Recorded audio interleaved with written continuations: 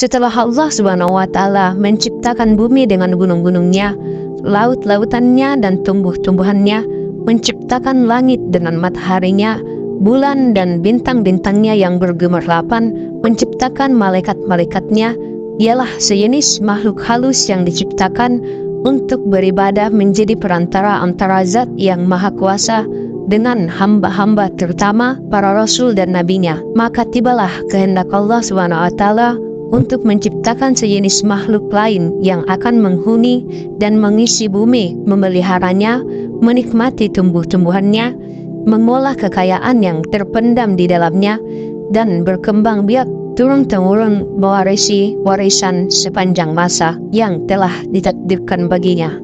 Para malaikat ketika diberitahukan oleh Allah Subhanahu wa Ta'ala akan kehendaknya menciptakan makhluk lain itu, mereka khawatir kalau kehendak Allah menciptakan makhluk yang lain itu disebabkan kelalaian mereka dalam beribadah dan menjalankan tugas atau karena pelanggaran yang mereka lakukan tanpa didasari. Perkataan mereka kepada Allah Subhanahu wa Ta'ala, "Wahai Tuhan kami, buat apa Tuhan menciptakan makhluk lain selain kami? Padahal kami selalu bertasbih, bertahmid, melakukan ibadah dan mengagungkan nama-Mu tanpa henti-hentinya. Sedangkan makhluk yang Tuhan akan ciptakan dan turunkan ke bumi itu niscaya akan bertengkar satu dengan yang lainnya, akan saling bunuh-membunuh, merebutkan, menguasai kekayaan alam yang terlihat di atas dan terpendam di dalamnya, sehingga akan terjadilah kerusakan dan kehancuran di atas bumi yang Tuhan ciptakan itu." Allah berfirman, menghilangkan kekhawatiran pada malaikat itu, "Aku mengetahui apa yang kamu tidak ketahui, dan aku sendirilah yang mengetahui hikmat penguasaan Adam atas bumiku. Bila aku telah menciptakannya dan meniupkan roh kepadanya, bersujudlah kamu di hadapan makhluk baru itu sebagai penghormatan dan bukan sebagai sujud ibadah, karena Allah Subhanahu wa Ta'ala melarang hambanya beribadah kepada sesama makhluknya."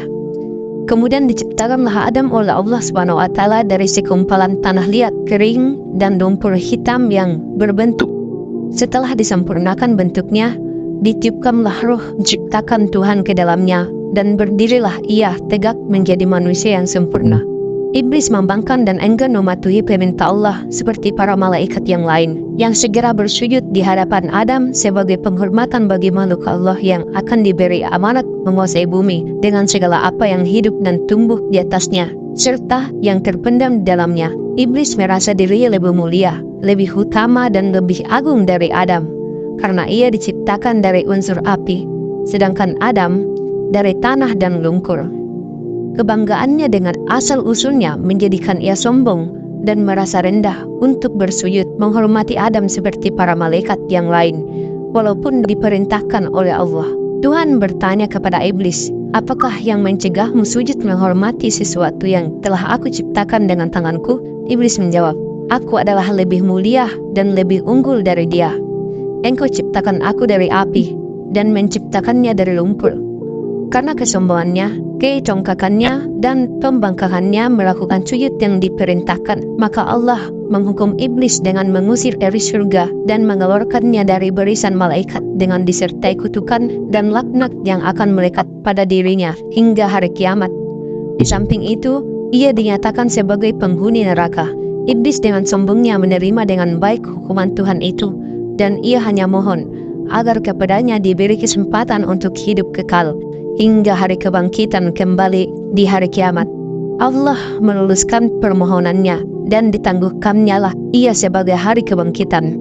Tidak menerima kasih dan bersyukur atas pemberian jaminan itu, bahkan sebaliknya, ia mengancam akan menyesatkan Adam sebagai sebab terusirnya dia dari surga dan dikeluarkannya dari barisan malaikat, dan akan mendatangi anak-anak keturunannya dari segala sudut untuk memujuk mereka meninggalkan jalan yang lurus dan bersamanya menempuh jalan yang sesat, mengajak mereka melakukan maksiat dan hal-hal yang melarang, menggoda mereka supaya melalaikan perintah-perintah agama, dan mempengaruhi mereka agar tidak bersyukur dan beramal soleh.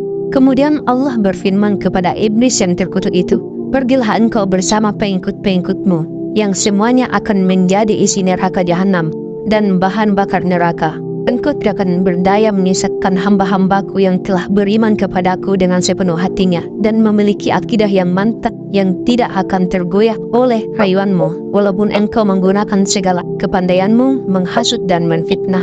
Allah hendak menghilangkan angkapan rendah para malaikat terhadap Adam dan meyakinkan mereka akan kebenaran hikmahnya, menunjuk Adam sebagai penguasa bumi. Maka diajarkanlah kepada Adam nama-nama benda yang berada di alam semesta. Kemudian diperagakanlah benda-benda itu di depan para malaikat seraya, "Cobalah sebutkan bagiku nama benda-benda itu, jika kamu benar merasa lebih mengetahui dan lebih mengerti dari Adam." Para malaikat tidak berdaya memenuhi tangan Allah untuk menyebut nama-nama benda yang berada di depan mereka. Mereka mengakui ketidaksanggupan mereka dengan berkata, "Maha Agung Engkau. Sesungguhnya kami tidak memiliki pengetahuan tentang sesuatu kecuali apa yang Tuhan ajarkan kepada kami. Sesungguhnya Engkaulah yang Maha Mengetahui dan Maha Bijaksana." Adam lalu diperintahkan oleh Allah untuk memberitahukan nama-nama itu kepada para malaikat, dan setelah diberitahukan oleh Adam, berfirmanlah Allah kepada mereka, "Bukankah aku telah katakan padamu bahwa aku mengetahui rahasia langit dan bumi, dan mengetahui apa yang kamu lahirkan dan apa yang kamu sembunyikan?" Adam diberi tempat oleh Allah di surga, dan baginya diciptakanlah Hawa untuk mendampinginya dan menjadi teman hidupnya, menghilangkan rasa kesepiannya dan melengkapi keperluan fitrahnya untuk mengembangkan keturunan. Menurut cerita para ulama, Hawa diciptakan oleh Allah dari salah satu tulang rusuk Adam yang di sebelah kiri, di waktu ia masih tidur, sehingga ketika ia terjaga, ia melihat Hawa sudah berada di sampingnya. Ia ditanya oleh malaikat, "Wahai Adam, apa dan siapa makhluk yang berada di sampingmu itu?" Berkatalah Adam, "Seorang perempuan, sesuai dengan fitrah yang telah diilhamkan oleh Allah kepadanya." "Siapa namanya?" tanya malaikat lagi. "Hawa," jawab Adam. "Untuk apa Tuhan menciptakan makhluk ini?" tanya malaikat lagi. Adam menjawab, "Untuk mendampingiku, memberi kebahagiaan bagiku, dan mengisi keperluan hidupku sesuai dengan kehendak Allah." Allah berpesan kepada Adam, Tinggallah engkau bersama istrimu di surga. Rasakanlah kenikmatan yang berlimpah-limpah di dalamnya. Rasailah dan makanlah buah-buahan yang lezat yang terdapat di dalamnya, sepuas hatimu dan sekehendak nafsumu. Kamu tidak akan mengalami atau merasa lapar, dahaga ataupun letih selama kamu berada di dalamnya. Akan tetapi, aku ingatkan, janganlah makan buah dari pohon ini yang telah menyebabkan kamu celaka dan termasuk orang-orang yang zalim. Ketahuilah bahwa iblis itu adalah musuhmu dan musuh istrimu. Ia akan berusaha membujuk kamu dan menyeret kamu keluar dari surga, sehingga hilanglah kebahagiaan yang kamu sedang nikmati ini.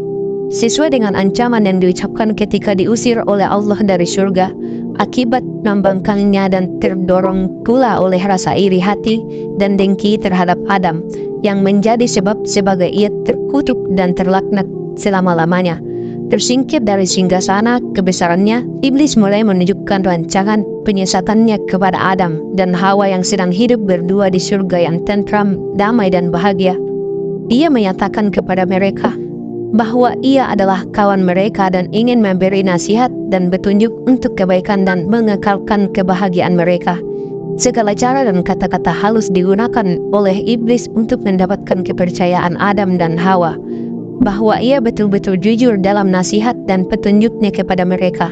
Ia membisikkan kepada mereka bahwa larangan Tuhan kepada mereka memakan buah-buahan ditunjuk itu adalah karena memakan buah itu mereka akan menjelma menjadi malaikat dan akan hidup kekal. Diulang-ulangilah wujukannya dengan menunjukkan akan harumnya bau pohon yang dilarang, indah bentuk buahnya dan lezat rasanya, sehingga pada akhirnya termakanlah wujukan yang halus itu oleh Adam dan Hawa, dan dilanggarlah larangan Tuhan. Allah mencela perbuatan mereka itu dan berfirman yang bermaksud, "Tidakkah aku mencegah kamu mendekati pohon itu dan memakan dari buah, dan tidakkah aku telah ingatkan kamu bahwa setan itu adalah musuhmu yang nyata. Adam dan Hawa mendengar firman Allah itu, sadarlah ia bahwa mereka telah melanggar perintah Allah dan bahwa mereka telah melakukan suatu kesalahan dan dosa besar. Seraya menyesal, berkatalah mereka, wahai Tuhan kami telah menganiaya diri kami sendiri dan telah melanggar perintah-Mu. Karena terkena wuyukan iblis, ampunilah dosa kami, karena niscaya kami akan tergolong orang-orang yang rugi bila Engkau tidak mengampuni dan mengasihi kami. Allah menerima taubat Adam dan Hawa serta mengampuni perbuatan pelanggaran yang mereka telah lakukan. Hal mana yang telah melegakan dada mereka dan menghilangkan rasa sedih akibat kelalaian peringatan Tuhan tentang iblis, sehingga terjerumus menjadi mangsa bujukan dan rayuannya yang manis namun beracun itu. Adam dan Hawa merasa tentram kembali setelah menerima pengampunan Allah dan melanjutkannya, dan selanjutnya akan menjaga jangan sampai tertipu oleh iblis dan akan berusaha agar pelanggaran yang telah dilakukan dan menimbulkan murka dan teguran Tuhan itu menjadi pengajaran bagi mereka berdua untuk lebih berhati-hati menghadapi tipu daya dan bujukan iblis yang terlaknat itu.